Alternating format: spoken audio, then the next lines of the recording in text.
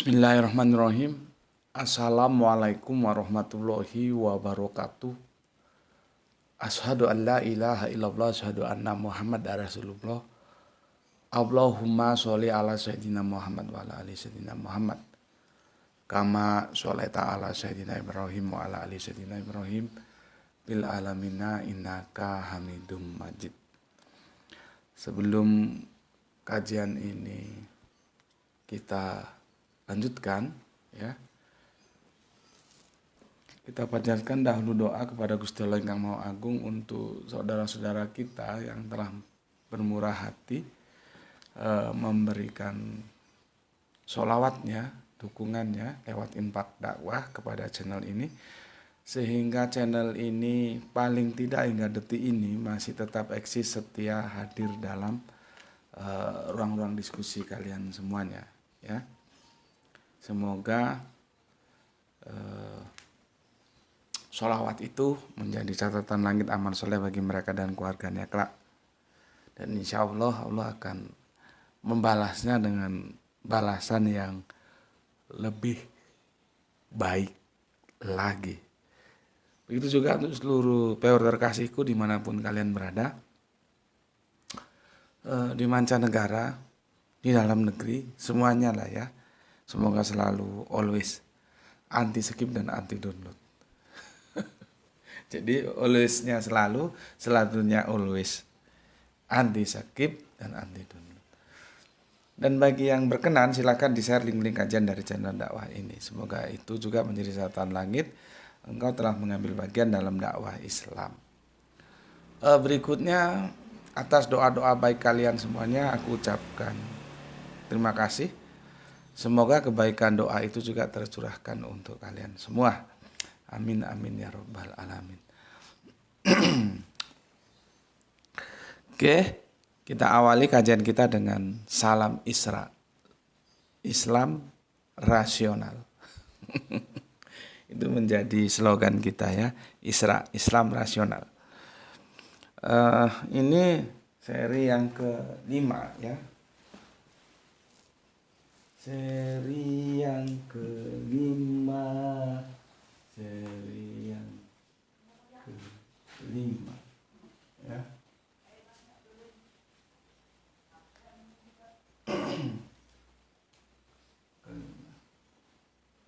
Aduh, belum kering dia. Seri yang kelima. Ini kemarin sudah jelas ya. Kalau Kanjeng Nabi Isa itu hidup tidak di bumi, maka ada kewajiban yang diberikan kepada Kanjeng Nabi Isa selama beliaunya hidup. Itu tidak bisa jalan, tidak bisa dilakukan, yaitu zakat dan berbakti kepada ibunya. Jadi itu suatu yang sudah aksiomatis. Ya, tidak ada ceritanya orang bisa hidup di luar planet bumi ini, ya. Semoga dongeng-dongeng itu bisa terkikis dalam ingatanmu yang selama ini sudah terlanjur kamu terima, ya. Oke, jadi ini aku hapus ya, ayat-ayatnya juga sudah kamu catat, ya, hapus. Ini memang tugas kita begitu, beragama itu dengan mengoptimalkan apa yang Allah beri, yaitu rasio, ya, bukan hanya mengikuti dongeng-dongeng yang itu tidak bisa dipertanggungjawabkan secara Alkitab. Jadi intelektualnya jalan gitu. Cuman kalau ada saudara kita yang masih percaya dongeng, ya sudahlah, kita maklumi, mungkin dia levelnya masih belum expand. Artinya dia belum mau beranjak dari bagaimana seharusnya kita menggunakan pemberian Allah itu yang berupa rasio itu untuk mencari dan insya Allah menemukan kebenaran, ya. Ya sudah, yang penting kamu sudah sampaikan, terus dimaklumi aja.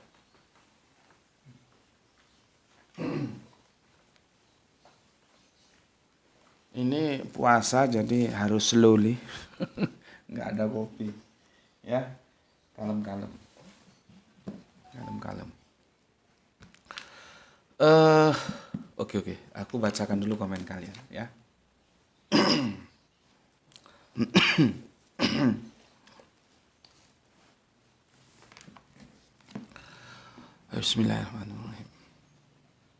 Pertama dari Kang Mas Hussein Darwin dari Madura hadir. Oke, terima kasih Kang Mas Hussein Darwin dan salam untuk semua keluarga yang ada di Pulau Garam, Madura. Semoga sehat selalu dalam barokah Gusti Allah Engkang Moho Agung. Berikutnya Kang Mas Halim Rais ya, Ambon hadir. Terima kasih, terima kasih. Assalamualaikum warahmatullahi wabarakatuh. Salam Isra, Islam rasional. Izin menyimak dan mengambil pelajaran terbaik dari apa yang Tuan Guru sampaikan. Monggo, monggo, silahkan. Ya. Monggo itu mempersilahkan. Ya. Monggo, silahkan gitu. Kalau bahasa Jawa gitu, ada tingkatannya ya. Kalau monggo itu termasuk yang halus. Berikutnya, alhamdulillah sangat bermanfaat Tuan Guru, sangat jelas penjelasan yang Tuan Guru sampaikan. Ya, bagi Bani Adam, Allah Subhanahu Wa Taala telah menjadikan bumi menjadi tempat terbaik untuk mereka hidup dan melanjutkan kehidupan. Jikalau ada Ultraman yang hidup di luar angkasa dan menempati planet tertentu selain bumi, maka Ultraman bukanlah Bani Adam. Sehat selalu untuk GM, sekeluarga, juga pendukung setia channel ini dimanapun berada. Amin, amin, ya robbal alamin. Oke, alhamdulillah, subhanallah. Ini juga Kang Mas kita dari Halim Rais dari Ambon sudah cukup paham ya, sudah cukup paham. Untuk teman-teman yang belum paham silahkan diskusi dengan Kang Mas Halim Rais ya, bisa lewat Japri atau lewat apa ya. Yang itu bukan hanya dilihat diskusinya saja, tapi dari itu nanti kan bisa terjalin silaturahmi di antara kita gitu ya. Oh, kita punya saudara di Ambon gitu loh ya. Jadi nggak apa-apa. Ini kita jadikan ajang di selain untuk education, belajar, juga untuk merajut silaturahmi di antara kita. Ya, itu Kang Mas Halim Rais dari Ambon sudah paham itu.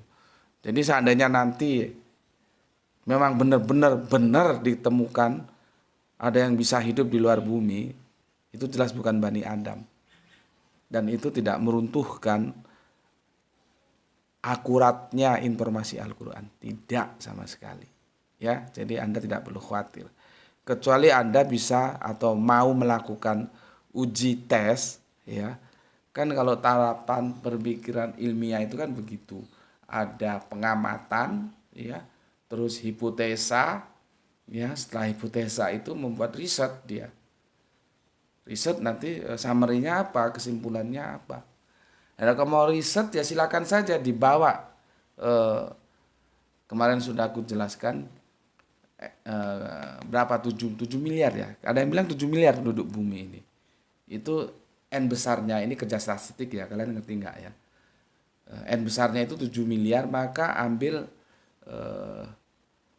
25%-nya sebagai N kecilnya. Pindahkan 25% dari penduduk bumi ke planet apa yang kalian mau. Biarkan selama ya 10 tahun, nanti diamati, terus dibikin kesimpulan. Bisa nggak hidup seperti di bumi? Kalau bisa, berarti Al-Quran gagal. Berarti bukan kitab suci. Karena kitab suci itu ada satu saja kegagalan di dalamnya, maka dia tidak bisa dikatakan suci. Suci itu harus 100% tunggal, penuh. Ya. Tidak bisa dari 6.236 ayat, ada satu ayat saja yang tidak suci dari kesalahan, maka Al-Quran itu dikatakan tidak suci. Tidak bisa kebenaran itu ternodai. Dia harus dari 6.236 ayat. Ini yang masih apa? Masih senior. Yang masih junior mungkin agak berpikir juga ya. Kalau yang sudah senior di sini sudah tahu bahwa Al-Quran itu 6.236 ayat, bukan 6.666 ayat. Ya. Nah, di antara 6 ribuan ayat itu tidak boleh satu pun itu salah. Ya. Harus benar semua.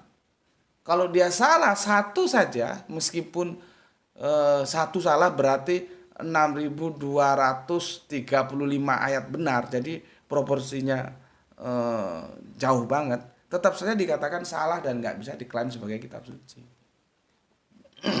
Gitu loh. Jadi kerangka berpikir rasional begitu. Lah kalau kitab suci satu saja ayatnya ada yang salah nggak bisa dikatakan suci lagi. Bagaimana yang sudah berayat-ayat banyak yang salah. Berayat-ayat antara satu ayat dengan ayat yang lain kontradiksi, nggak karu-karuan informasinya. Ya kamu pikir sendiri apakah itu bisa dikatakan kitab suci. Gitu aja. Aku nggak perlu ngomong lah ya, kamu sudah tahu. Apakah yang seperti itu bisa dibilang kitab suci? Jangan, padahal kitab suci itu satu ayat saja salah dari kebenaran, ya itu sudah nggak suci lagi dia. Lah ini berayat-ayat salah.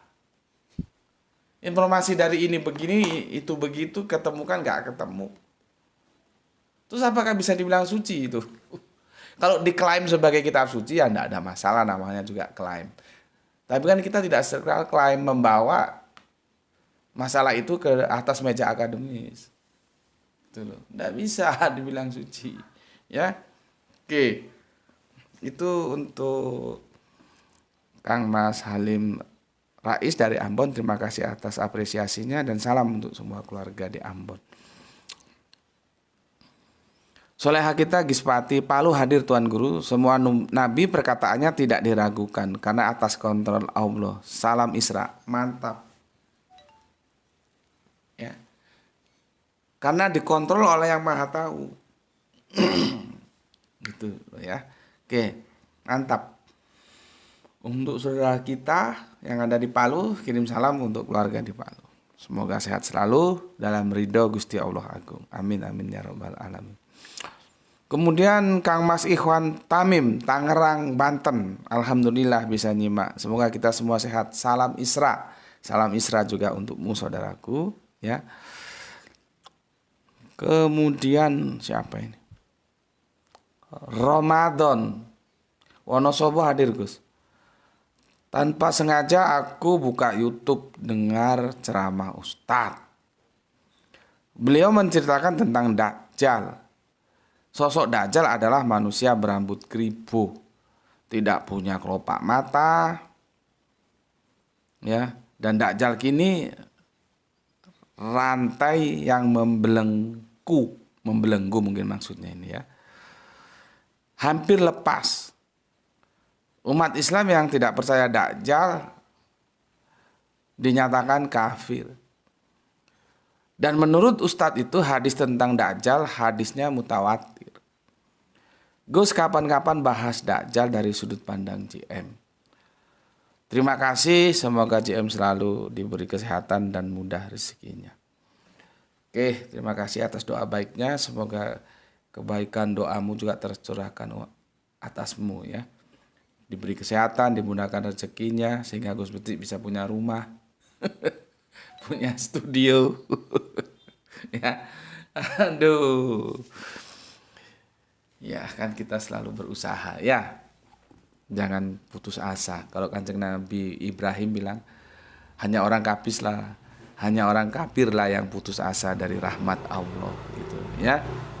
Maka dalam keterpurukan ekonomi seperti apapun, kesehatan seperti apapun, sandarkanlah semua harapanmu kepada Yang Maha Hidup yaitu Allah. Jangan putus asa. Ya. Begini Kang Mas Ramadan ya. Jangan kamu ngomong kapan-kapan bahas Dajjal dari sudut pandang JM. Jangan. Ya. Kalau kamu di depanku bisa tak jewer kupingmu. Aku kan sudah berkali-kali bilang, kajian ini hanya ekstrak. Ekstrak itu kamu tahu nggak sih artinya ekstrak? Kopi itu ada kopi, dia bisa diekstrak lagi. Apa ya Indonesianya ekstrak itu apa sih gampang? Coba tanya temanmu lah yang tahu ekstrak itu apa. Ya, jadi ada kopi dia bisa diekstrak lagi. Nah, ini kajian ini ekstrak karena aku sudah bilang di awal, ini sudah aku bahas kurang lebih ada 11 atau 13 episode. Kanjeng Nabi Isa tidak turun lagi. Di sana itu lengkap. Di sana itu holistik. Tidak parsial seperti di sini. Di sana sudut pandang antropologis budaya Israel juga disampaikan. Sampai nanti ke teologisnya juga disampaikan. Sampai ke politisnya disampaikan. Dajjal itu nanti ada pada penjelasan tentang politis. Dan itu Dajjal tidak hanya berbicara dalam lintasan waktu negara. Dia dunia. Tuh. Ya kan aku sudah bilang, lihat di sana. Kok kamu masih ngomong kapan-kapan bahas Dajjal? Kamu tuh goblok apa ya apa? Orang tinggal nonton aja kok nggak bisa. Itu sudah dibahas kok kamu ngomong kapan-kapan. Kalau nggak salah 2 tahun lalu gitu. Makanya aku kalau dijelaskan itu jadi kalimat per kalimat dalam kajian ini kamu perhatikan itu loh. Aku ngomong kemana supaya jangan aku ngomong ngalor kamu ngidol otakmu. Ngapain juga kamu ngomong kapan-kapan? Itu sudah dibahas. Lihat, detik ini kamu klik bisa. Kok ngomong kapan-kapan? Goblokmu itu nggak hilang-hilang. Ya, kalau nggak tahu tanya sama seniormu. Tapi kan kebangetan kalau nggak tahu. Sudah aku sudah jelaskan sejak kajian pertama. Ini ekstrak. Ya, lengkapnya di tajuk Kanjeng Nabi Isa tidak akan turun lagi. Itu loh ya. Kamu ketemu ustadz model begini, ya jelas saja kamu didongengi. Ajak ustadzmu itu nonton videonya Gus Betik supaya expand otaknya itu berkembang gitu loh. Kamu didongengi gini ya mau aja. Aku bukan tidak percaya itu hadis, percaya. Tapi Dajjal itu apa, bagaimana, itu yang berbeda. Kan aku sudah bilang kemarin, masa Dajjal terus ada tulisannya kafir, terus matanya satu. Itu kan visualisasi untuk anak TK, SD. Memvisualisasikan sebuah keburukan dengan cara diceritain. Oh besok Dajjal tuh matanya satu. Oh di batuknya sini ada tulisan kafir. Gitu kok dipercaya secara harafiah kan. Itu konsumsi anak-anak kita. Masih SD itu diceritain sama. Sini tak ceritain nabi-nabi, sini tak ceritain Dajjal. Itu konsumsi mereka. Lah ini umur sudah mau mampus, masih percaya aja sama dongeng-dongeng seperti itu. Aku bukan menafikan cerita dongeng itu, enggak. Tapi itu bukan konsumsi kita. Kecuali kamu balik lagi pakai celana kodok. Tahu celana kodok, celana yang gini, yang dipakai oleh anak-anak balita itu, enggak apa-apa kamu ngaji model gitu. Ustadznya itu ngopinya kurang kental, ya. Ajak dia nonton video Gus Betik supaya tahu, supaya dia juga tidak lagi menjelaskan dongeng-dongeng dalam kebodohan itu kepada santri-santrinya. Seperti aku bilang kan kita potong kompas nih, ya karena si ustadz itu juga dulu dibodohin sama dongeng, sekarang dia membodohi dongeng. Masalah Dajjal percaya atau tidak percaya, bukan aku tidak percaya, percaya. Tapi Dajjal itu apa dan bagaimana? Kan aku sudah bilang kemarin, umat Islam ini dibuai oleh cerita dongeng. Dajjalnya itu nanti mau kiamat. Jadi sehingga otaknya itu kalau sekarang ada Dajjal, dia tenang-tenang saja, bah. Karena dia tidak anggap itu Dajjal, padahal itu Dajjal. Dan kehidupan sudah terlanjur rusak. Gitu loh. Ya. Jadi aku sudah jelaskan berkali-kali, kamu gobloknya nggak memperhatikan. Diperhatikan kalau aku jelaskan. Makanya video-video dari Gus Betik ini nggak bisa ditonton sambil lalu, nggak bisa. Harus kamu cermati, luangkan waktu untuk menonton supaya otakmu cerdas, ora goblok. Gitu loh ya.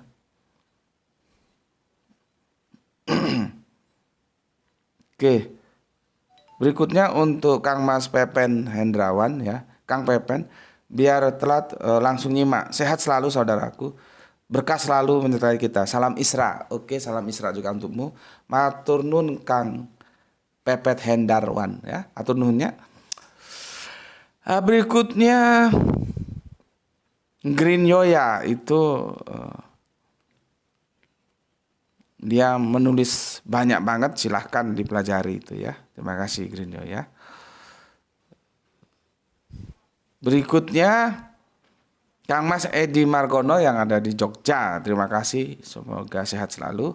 Kapan-kapan kita bisa jalan bareng di Malioboro ya, menikmati alunan-alunan musik anak jalanan ya. Matur nuwun Kang Mas Edi Margono ya. Aku sebetulnya mau suruh kau Kang Mas kirim ke sini makanan apa itu, bakpia ya. Cuman sayangnya aku ndak suka bakpia, jadi nggak wes. Aku ndak suka bakpia itu ya.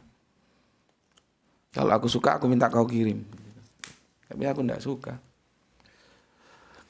Oke, berikutnya Kang Mas Nurkolis Brebes hadir nyimak, sehat selalu, salam Islam rasional guru. Oke, salam Islam rasional ya, semoga kau dan keluarga juga sehat selalu. Di Manada Jember ya, 3 hati yang terpaut. Terima kasih. Wah ini ada saudara kita lama menghilang kemana aja ini. Abang kita Zulfan Lubis ya. Dari Medan ini.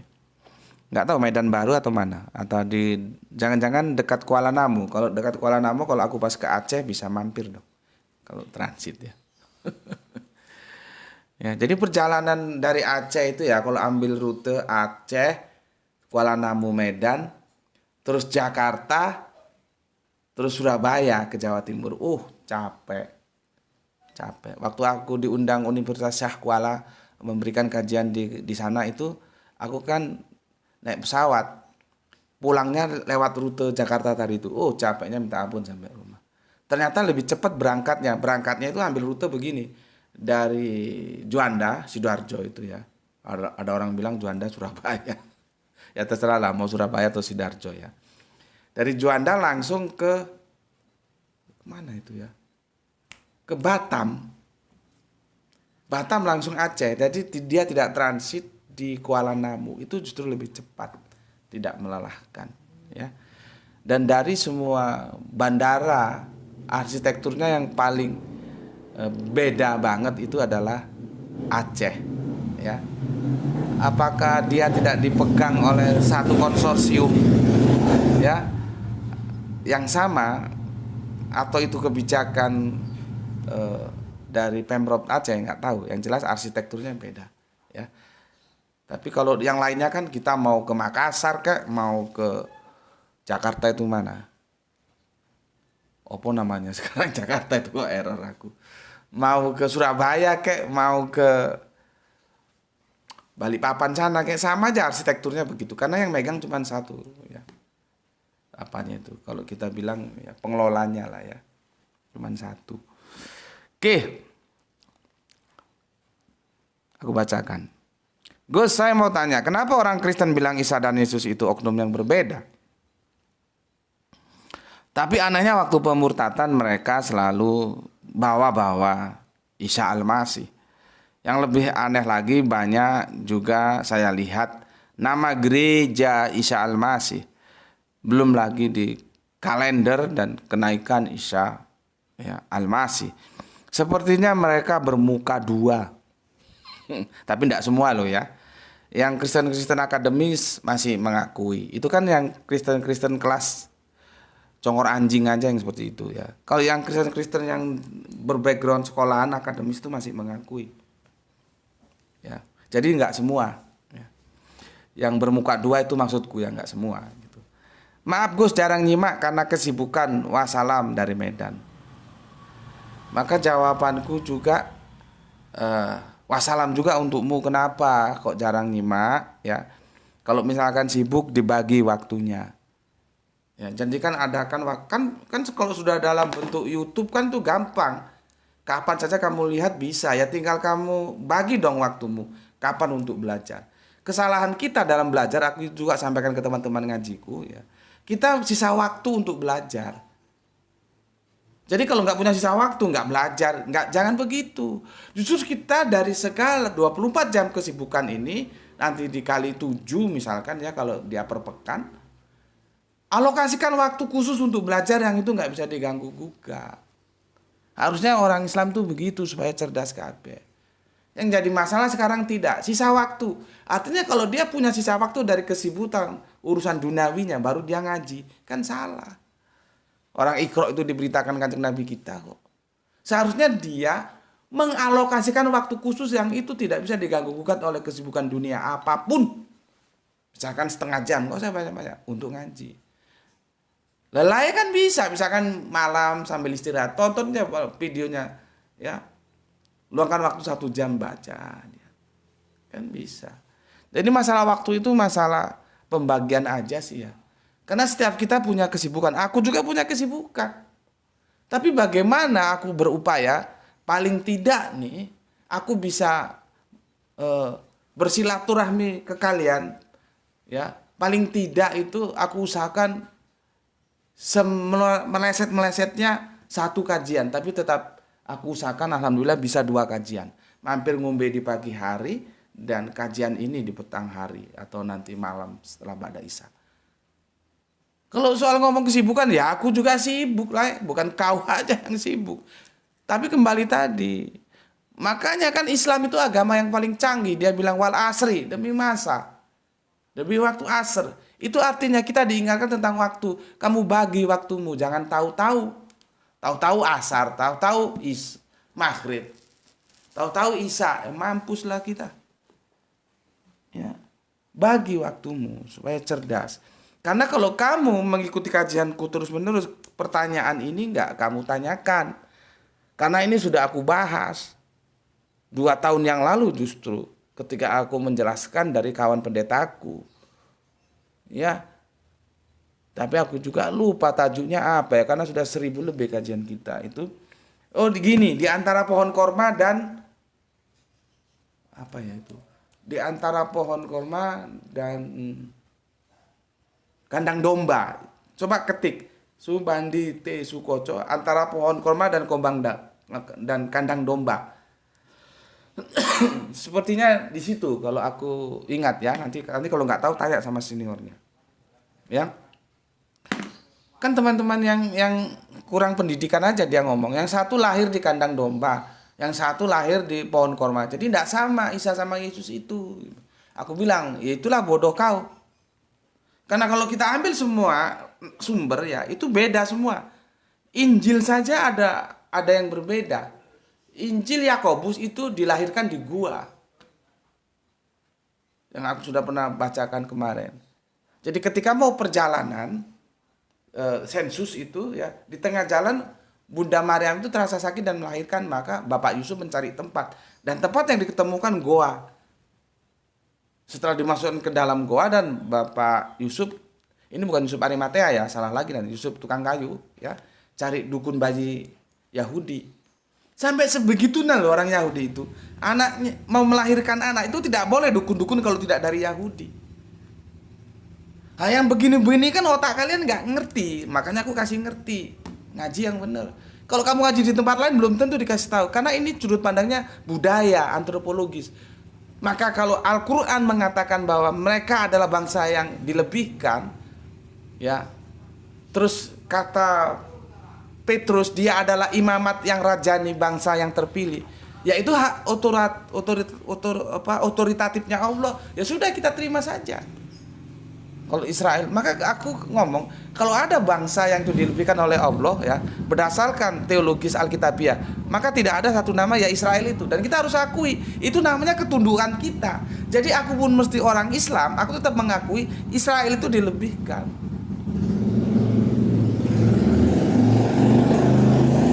Aku bukan Yahudi loh ya, aku Islam, tapi Al-Quranku mengatakan memang mereka Israel itu dilebihkan. Ya harus kita samina wa atona orang Allah yang bilang. Nah, masalah nanti kelebihan itu masih berlaku sekarang atau tidak, nah itu nanti debatable di tafsir gitu loh. Tapi secara tekstual mereka memang dilebihkan dan kita harus terima. Itu namanya muslim, tunduk patuh terhadap apa yang Allah katakan. Ya. Gitu loh. Ya, aku jelaskan lagi. Masalah Israel itu dilebihkan ya, Itu harus kita terima. Karena teksturnya begitu. Masalah nanti dilebihkannya itu dulu ketika mereka masih taat, sekarang tidak lagi karena mereka sudah membangkang, atau terus dilebihkan kelebihannya itu dari bangsa-bangsa yang lain. Nah, itu nanti tafsir. Perdebatannya memang di sana gitu ya. Tapi bahwa dia adalah bangsa yang dilebihkan, itu aksiomatis yang harus diterima. Nah, dulu Kang Mas Julpan Lubis ada yang mengatakan Yesus itu bukan Isa. Karena lahirnya yang satu bilang di bawah pohon korma, yang satu bilang di kandang domba. Padahal kalau kita merujuk perjanjian lama, ada lagi Injilnya Yakobus. Ini juga diprotes, dia bilang, mana ada Injil Yakobus? Ya kamu goblok. Dia bilang nggak ada Injil Yakobus.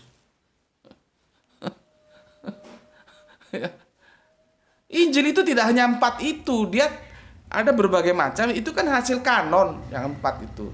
Matius, Markus, Lukas, Yohanes itu hasil kanon, hasil kesepakatan. Jangan kamu anggap hanya ini toh Injil, nggak ada Injil lain. Aku kadang-kadang heran, ini orangnya pernah sekolah apa enggak sih, kok nggak tahu Injil gitu aja. Ya, di Injil Yakobus itu melahirkannya di dalam gua, gitu loh. Artinya seharusnya kita bijak, tidak bisa perbedaan kelahiran tempat itu lokusnya itu yang berbeda untuk mengatakan Yesus bukan Isa, tidak bisa. Seharusnya kita harus cerdas, kita menguji dari 3 informasi yang berbeda ini, informasinya yang mana? Karena nggak mungkin sosok manusia itu lahir di 3 tempat yang berbeda. Gitu, bukan justru personalnya yang berbeda. Dan aku sudah bilang, kalau menurutmu Isa itu bukan Yesus, ya kamu nggak perlu masuk ke dalam diskusi perdebatan Islam Kristen. Kan goblok kamu juga. Sudah tahu menurutmu Isa itu bukan Yesus, Yesus bukan Isa, kok kamu masih ikut ke perdebatan-perdebatan teologis antara Islam Kristen? Kan goblok itu. Namanya nggak konsekuen. Ya begitulah, memang sulit kita bicara dengan orang goblok itu sulit. Tapi kalau orang goblok masih mau belajar tuh, alhamdulillah ada kemungkinan dia jadi pintar. Gitu loh ya. Nggak bisa lah ya. Memang ya itulah yang kau bilang bermuka 2 seperti itu. Ya. Isa Al-Masih, Yesus Kristus, ya. Orang masih tertulis kok. Nanti kan itu kita tinggal tunggu saja. Ada nggak upaya mau merubah kalender seperti berubahnya dari Ahad menjadi Minggu? Kita tunggu saja nanti. Karena kalender masih menuliskan kenaikan Isa Al-Masih, bukan kenaikan Yesus Kristus. Nah, itulah perlunya kita punya data, simpen di kalender lama. Jadi kalau yang mau ngebacot, tunjukkan ini loh kalendernya. Jadi kamu punya data, makanya aku itu Injil-Injil lama itu selalu aku koleksi untuk komparasi, gitu ya. Yang dari ND itu yang bagus, ya. Jadi kalau ada pemurtatan rame, yang paling yang paling nganu lah ya, yang paling menyesakkan itu kan iklan. Aku sudah berkali-kali bilang di channelnya Gus Muti itu selalu hadir iklan Kristen. Yang inti-intinya yang dia garap itu sebetulnya pesan itu disampaikan kepada orang Islam. Karena mesti dalam video-videonya itu sinetronnya itu dilambangkan secara lahiriah itu Islam, yang pakai kerudung lah, yang pakai kopiah lah, yang pakai baju koko lah. Nanti ujung-ujungnya lihat kerudungnya lepas jadi pengikut Yesus. Yang pakai sarungnya lepas jadi pengikut Yesus. Jadi iklan itu, cuman kan aku juga nggak tahu. Kalau dulu ada PRSSNI itu ada aturan iklan. Ini sekarang sepertinya kita sudah deregulasi ya. Jadi aturan itu sudah nggak jelas lagi. Semua mau bikin apa saja bisa, ya sudah silahkan. Kalau memang sudah begitu kita mau apa? Akhirnya kita harus mengimunisasi diri kita sendiri termasuk keturunan anak-anak kita. Kalau nonton iklan seperti itu dia menjadi imun, sudah ngerti. Itu jelas ditulis apa? Isa dan Al-Qur'an atau begitu atau pokoknya. Jadi dia nggak sebut Yesus. Dan itu iklannya panjang-panjang itu. Nah sekarang kenapa kok itu nyebut Isa kok nggak nyebut Yesus? Terus mau dibantah Yesus bukan Isa, Isa bukan Yesus. Ketololan seperti apa lagi mau dipamerkan? Ya. Jadi itu jawabanku Kang Mas Julfan ya. Lihat videonya, cari yang aku bilang tadi sudah ada. Terima kasih untuk semua saudara di Medan ya. Semoga selalu dalam ridho Gusti Allah engkang moh anggung ya. Ides desmi kami, oh berarti apa? Saya dan suami, berarti istri ya. Di Pekanbaru nyimak Gus, penasaran. Oke, terima kasih untuk Ides desmi. Salam untuk keluarga di Pekanbaru ya. Pekanbaru itu ya raja kelapa sawit ya. Ini jangan-jangan bos kelapa sawit ini Ides desmi. Atau jangan-jangan bos minyak justru. Pekanbaru kan daerah minyak ya, pengeboran minyak. Kemudian di Masunse, Semarang kebanjiran. Datang dengerin Gus, salam Islam rasional. Oke, terima kasih. Salam rasional untukmu dan untuk keluarga di Semarang. Berikut Sahran Gifari menyimak setelah tayang 20 menit. Cuaca dingin lagi. Kok tumben kamu 20 menit langsung bisa tayang? Biasanya lebih lama lagi jeda. Kang Mas Septian Kuswande hadir. Nanti nabi-nabi lain yang di langit pada protes, masa cuma Isa yang turun. Cerdas juga satir kamu ini ya. Ini namanya gaya bahasa satir ya, menyindir tapi halus. Iyalah, jadinya iri nanti. Kenapa cuma Yesus saja yang bikin turun? Kan begitu. Oke, terima kasih untuk Kang Mas Septian Kuswanda ya. Ini sesepuh kita Abdul Qadir Pamekasan ya. Assalamualaikum warahmatullahi wabarakatuh. Salam untukmu ya. Dari Pamekasan ya. Panjang ini ya uraiannya. Oh, tidak ya. Biasanya dia panjang, ini tidak ya. Alhamdulillah, semoga pemirsa Bolodewo Belgia Bangkalan selalu betah di channel ini. Oke, terima kasih. Loh, Bangkalan apa Pamekasan? Ingatku Pamekasan ya. Oke, terima kasih untuk Kang Mas Abdul Qadir ya. Berikutnya ini selalu pemecah rekor ini, hadir pertama, yaitu Mas Rizal Wahyu yang ada di Rembang. Terima kasih. Didik nyimak Gus, oke, terima kasih.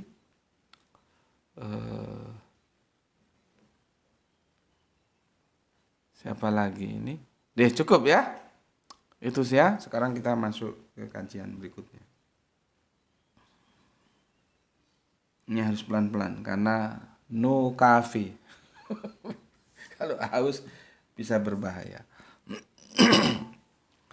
Aku review sejenak ya. Kajian ini berseri. Kalian sebelum ke sini harus melihat seri sebelumnya. Jangan ujuk-ujuk ke sini ya. Ini kita seri kelima, maka harus dilihat dari 1, 2, 3, 4 baru kelima. Ya.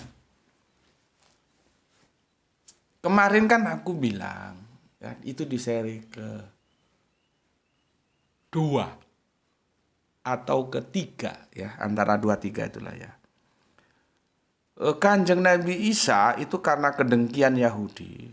Jadi bukalah kitab ya. Kanjeng Nabi Isa itu menyalibkan Yahudi itu menyalibkan Kanjeng Nabi Isa itu jelas kok tertulis di Alkitab. Karena apa? Dengki.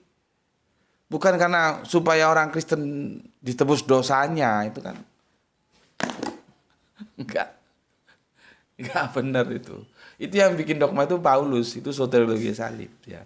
Cuma kalau kita lihat, ini teks loh ya, aku nggak mengada-ngada. Teksnya bunyinya begitu memang.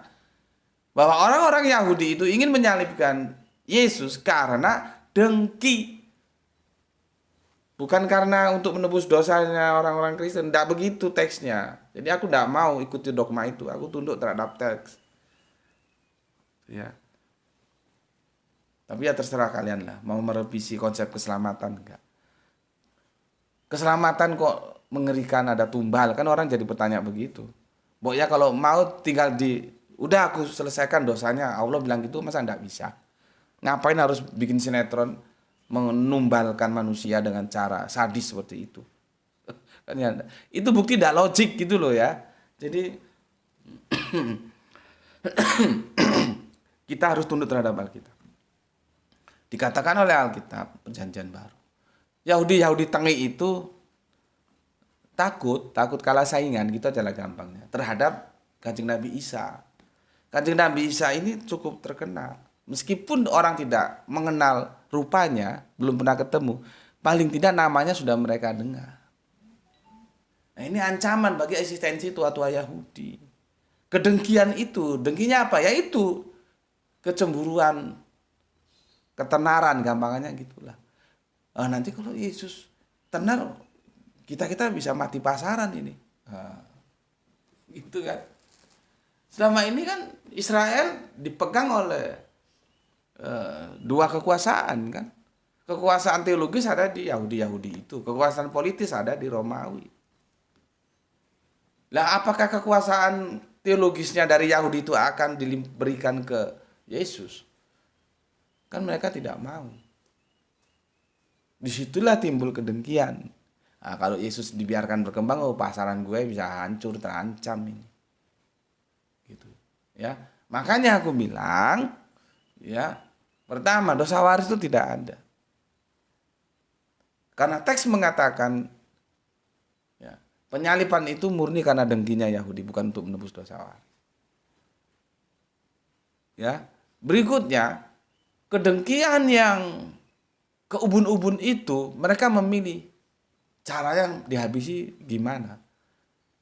Karena mereka tidak aja mau menghabisi fisik, tapi menghabisi harga diri, mau mempermalukan Yesus sampai direndahkan ke titik nol.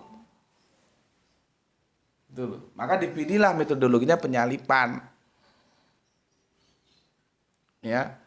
Supaya fisiknya orangnya ini rusak, mati, namanya juga, nama baiknya, kehormatan nama baiknya juga dirusak dengan cara direndahkan ke titik nol. Ya, jadi bukan hanya orangnya. Seperti kalau orangnya aja yang dirusak, yang dibunuh, tapi nama baiknya masih tetap harum. Nah, ini Yahudi nggak mau.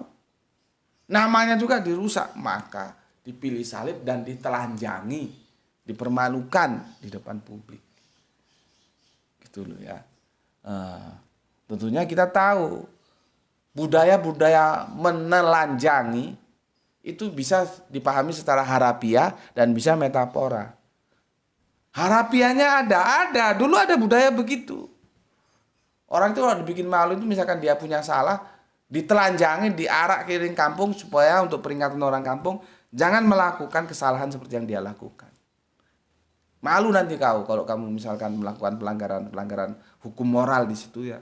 Diarak telanjang keliling kampung. Itu secara harafiah. Tetapi secara metafora juga bisa. Aku telanjangi dia. Nah, itu artinya aku permalukan dia. Misalnya di publik, nanti dalam seminar awas ya. Nanti meeting kantor awas ya.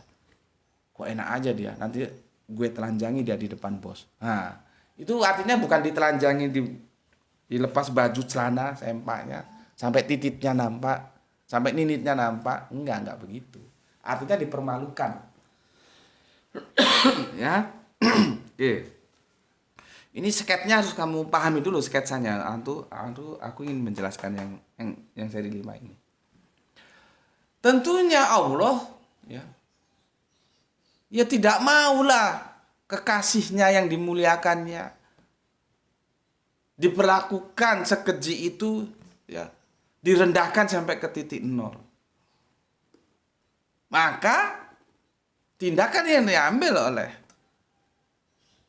Allah adalah dengan cara meninggikan rafa'a yang kemarin sudah kita bahas. Ya. Rafa'a. Ini meninggikan. Ya. Jadi begini.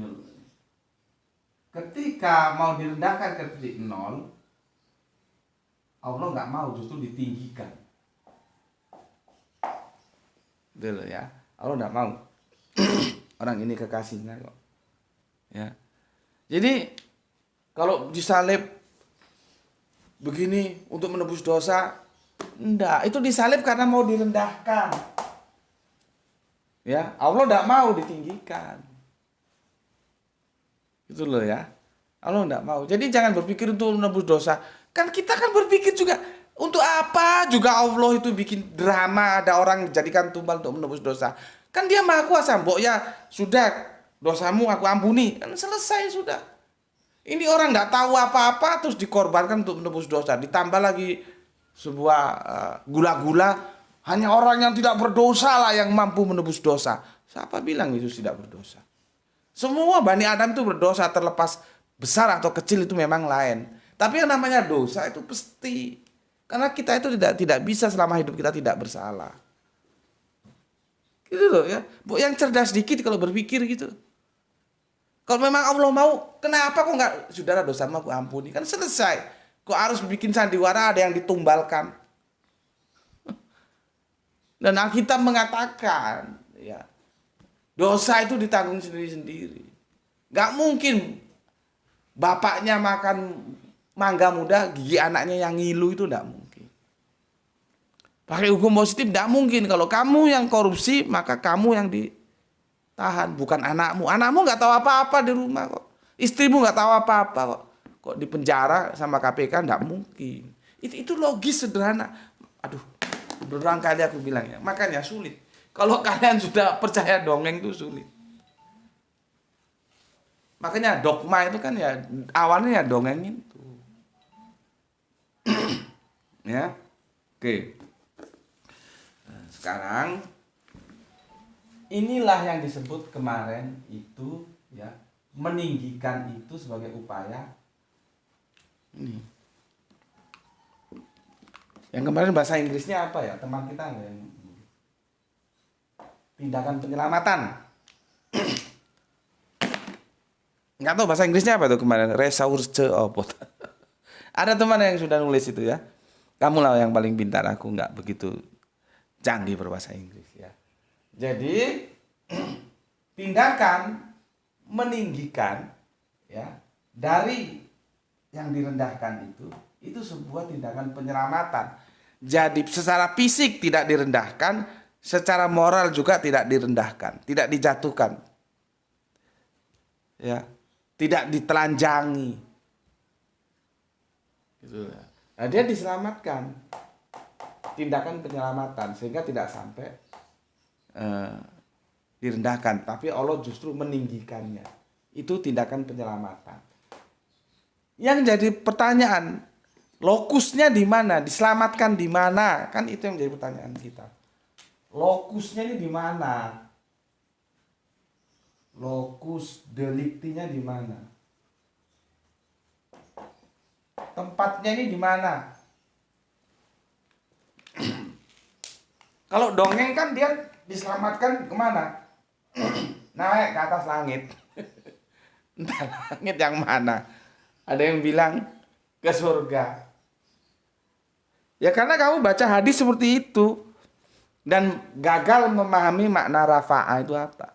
Rafa'a itu sudah aku dekonstruksi meninggikan. Karena kalau mengangkat terlalu ribet kamu nanti memahami. Sudah meninggikan aja. Ya. Cuman karena sudah termakan dongeng, seolah-olah penyelamatannya itu diletakkan di mana Kanjeng Nabi Isa? Maka di awang-awang. Ya. Bisa di langit, bisa di surga, terserahlah kamu. Bisa di langit, bisa di surga. Ya. Jadi diselamatkan, ditempatkan di sana. Masih percaya yang beginian. Kalau ada ustadz kiai yang cerita beginian ya kamu senyum aja ya. Jangan dibantah di depan publik. Ajak ngomong aja nanti berdua. Pak ustadz, Pak kiai bisa ngobrol berdua. Gitu, ya. Jadi biarkan dia beri kesempatan. Ya. Kecuali di bidang di format yang memang itu diskusi, boleh lah. Tapi kalau dalam format dia sedang isi kajian itu jangan dibantah. Ya. Bila kamu mau ngajak dia diskusi setelah kajian, dekati baik-baik, ngomong baik-baik, kita diskusikan. Siapa tahu lewat pencerahanmu, Pak kiainya, Pak ustadznya, ya sudah tidak lagi percaya tentang dongeng itu sehingga dia tidak mewariskan lagi dongeng itu ke generasi berikutnya. Ya. Oke, sekarang di mana tempatnya? Al-Quran tidak pernah mengatakan loh ya, lokus penyelamatannya, tindakan penyelamatan itu kemudian Yesus ditempatkan di sini, itu tidak ada loh ya. Tidak ada. Nanti ada terjemahan yang salah. Insya Allah besok di seri kelima ya kita bahas. Terjemahannya kacau banget itu. Dan nampak sekali diperkosa itu ayat. Jadi ayat itu mau diperkosa agar mau seperti dogma yang dia terima. Ya besok insya Allah di seri ke-6 kita bahas. Sekarang ini dulu. Tindakan penyelamatannya itu lalu Yesus ditaruh di mana? Ya. Maka dijawab oleh Al-Qur'an ya. Surat di sini semoga nampak ya. Quran surat Al-Mu'minun. Minun surat yang ke berapa Al-Mu'minun ini ya? 23. Nomor ayatnya the 50. Ini jawabannya. Di sinilah lokus deliktinya itu di sini.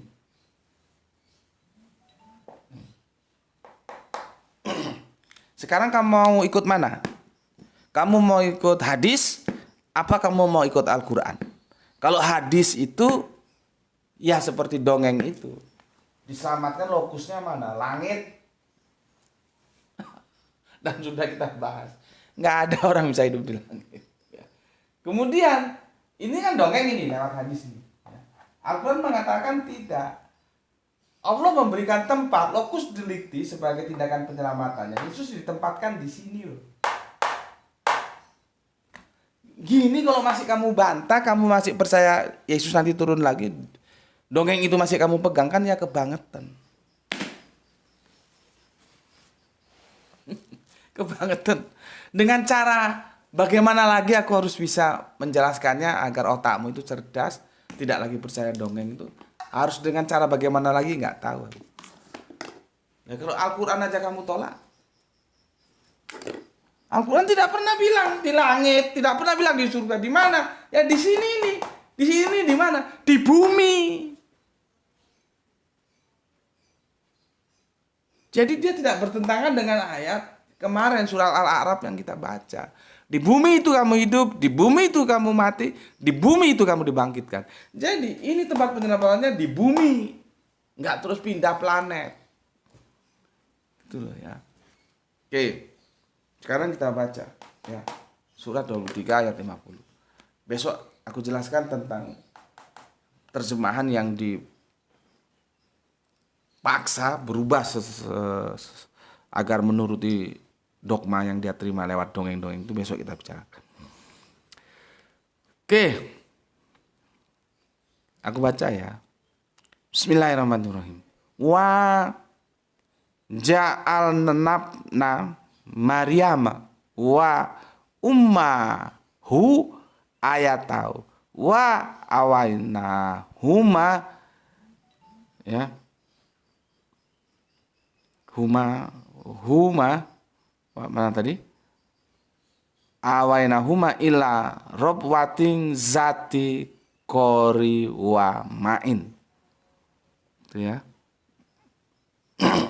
Terjemahannya abna ya. Wa ja'al na abna gitu kalau ngaji ya.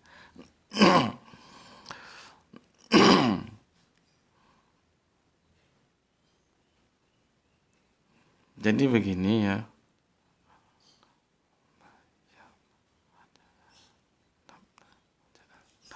Sulit ini bacanya ya. Waja'al nabna gitu ya. Sebetulnya begitu. Waja'al nabna. Ya. Baru masuk ke Maryam. Oke. Dan telah kami dan telah ya. Wah itu kan wow atop ya. Dan telah kami jadi, maksudnya Allah kami itu. Dan telah kami jadikan ya Isa putra Maryam bersama ibunya ya, sebagai suatu bukti yang nyata.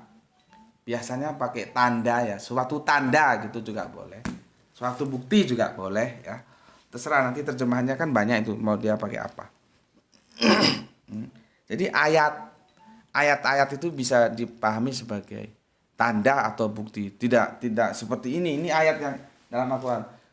Ayat Quran surat Al-Baqarah surat Al-Mu'minun ayat 23, surat Al-23 ayat 50. Bukan ayat ini maksudnya ya.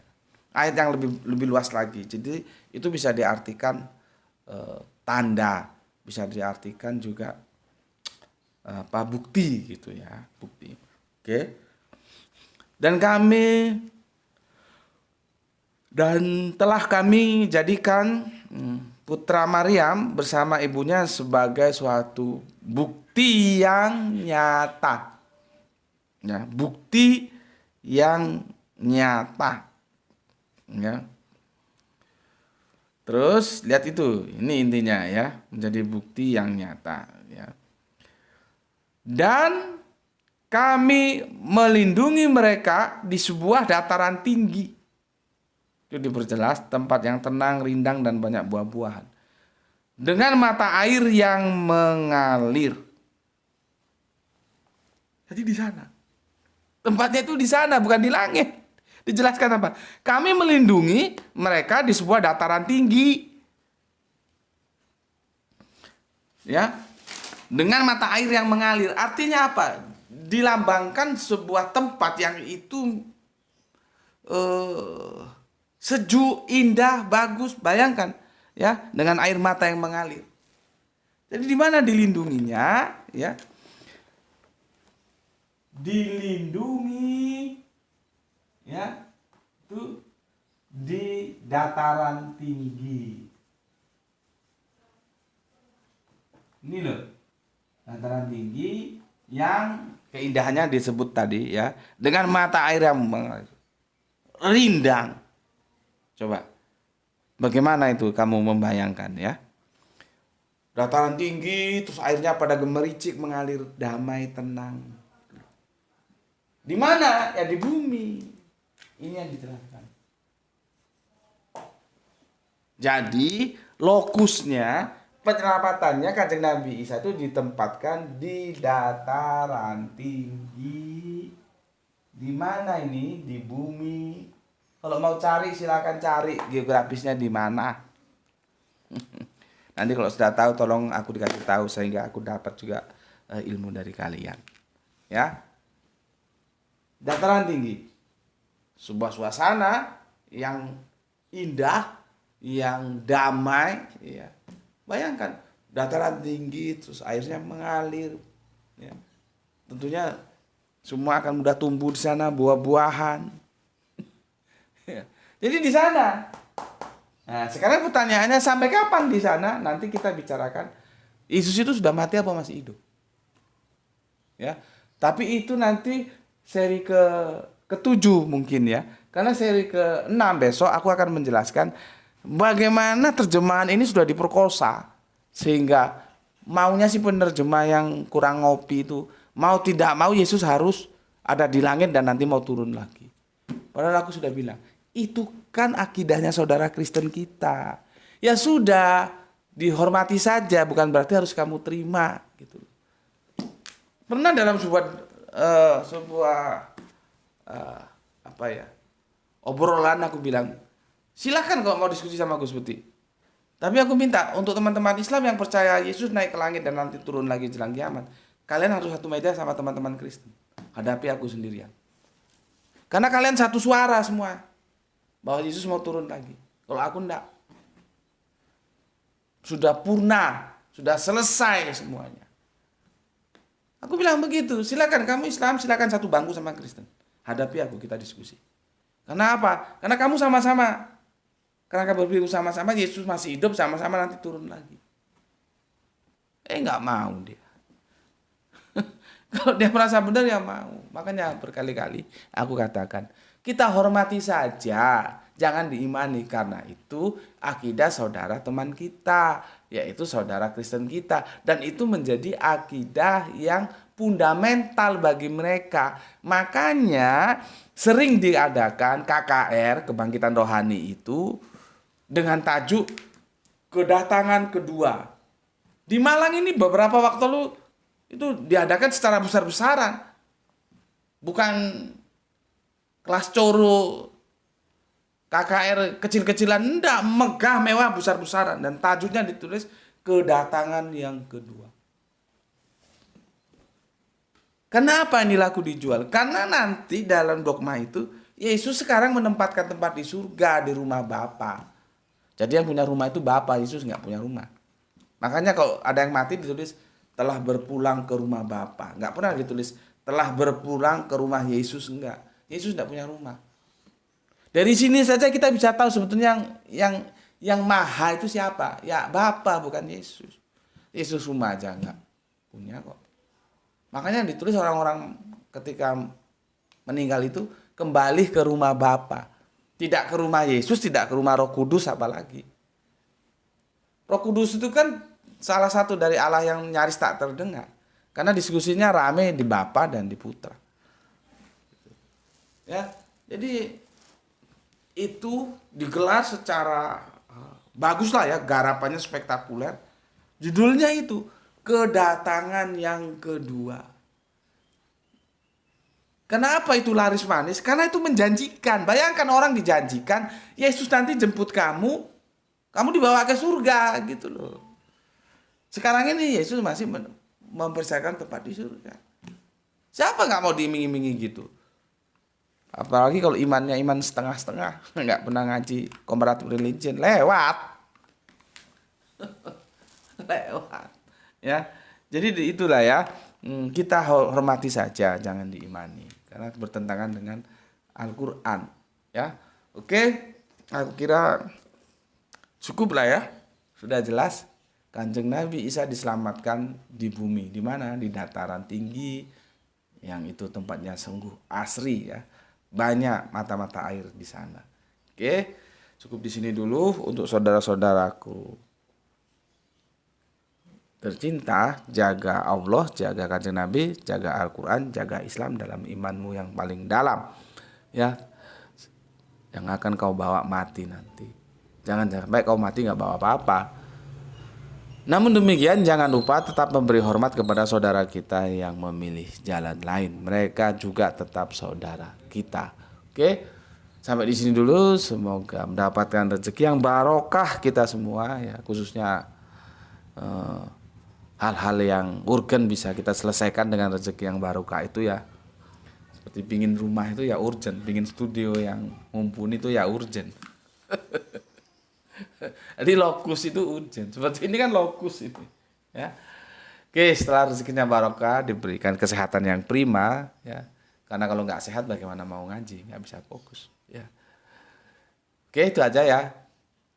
Rezeki yang barokah, kesehatan yang prima. Oke, bismillahirrahmanirrahim. Alhamdulillahirabbil alamin.